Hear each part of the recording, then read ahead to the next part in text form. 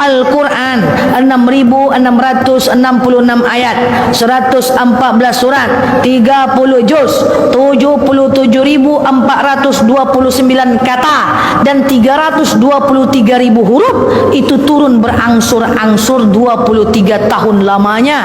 13 tahun di Mekah namanya surat Makkiyah, 10 tahun di Madinah namanya surat Madaniyah. Turunnya pelan-pelan, ngangsur, nyicil, dan turunnya Al-Quran itu tidak mudah bagi Rasulullah, karena setiap ayat yang turun itu Rasulullah terkejut-kejut.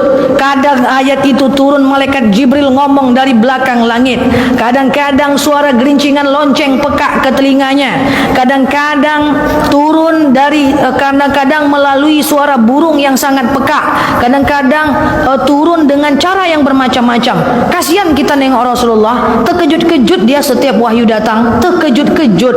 Kasihan kita nengok Rasulullah, susah menerima wahyu itu, Bu. Susah, karena wahyu itu turun tidak sedang senang-senang, terkejut-kejut. Saya sudah pernah cerita kepada ibu-ibu, ada wahyu yang datang saat sedang sholat. Bayangkan, saat sholat wahyu datang. Saya teringat sebuah kisah yang saya paling takjub di antara semua kitab yang saya baca. Itu adalah turunnya perpindahan. Kalau ibu pergi ke Mekah, Madinah, ibu akan ketemu dengan Masjid Qiblatain. Pernah dengar Masjid Qiblatain? Itu masjid dua kiblat, Bu. Ya, Rasulullah sholat asar, Bu. Dulu kan sholat asar kita ke Aqsa. Dulu kan kiblat kita ke Palestina kan, Bu, ke Masjid Aqsa, ya kan. Sekarang kan udah ke Mekah, ya kan. Dulu Rasulullah sholat asar menghadap ke Aqsa, Bu. Baru 2 rakaat Rasulullah sholat, Bu. Baru 2 rakaat, Bu. Langsung sedang sholat tuh turun wahyu, Bu. Qad nara taqalluba wajhika fis sama falanuwalliyannaka qiblatan tardaha fawalli wajhaka syatral masjidil haram. Hadapkan mukamu ke Masjidil Haram. Bayangkan, Bu, lagi sholat, fawalli wajhaka syatral masjidil haram. Hadapkan mukamu ke Masjidil Haram. Bayangkan galaunya Rasulullah. Benar enggak nih? Benar enggak nih? Ibu, jangankan wahyu turun lagi sholat, paket datang aja pening kepala ibu. Allahu Akbar. Paket batal enggak ya? Batal enggak ya? Batal enggak ya? Ini bukan paket, Bu, wahyu, Bu.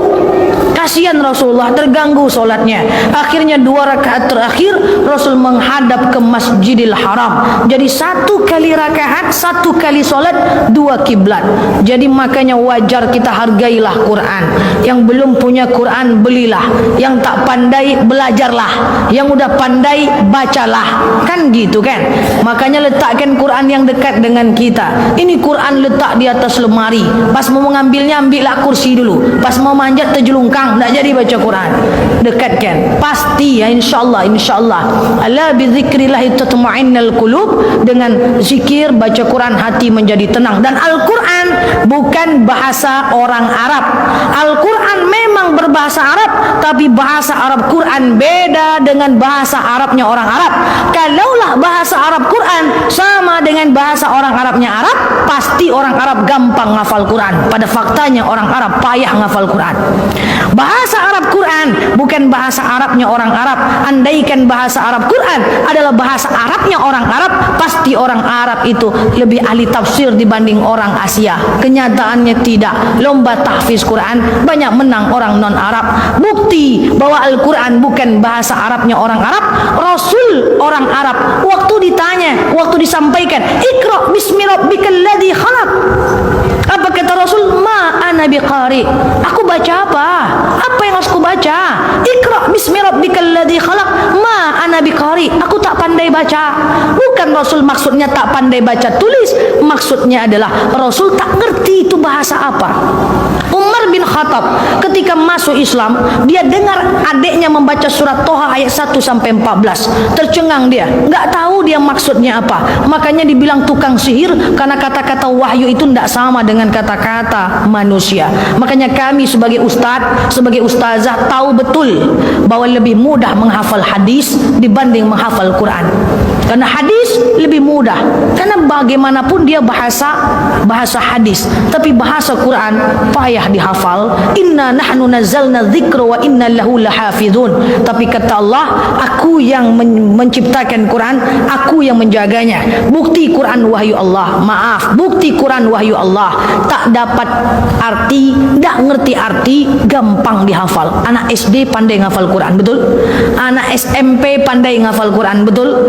Baru aja kecil udah hafal 30 juz, betul?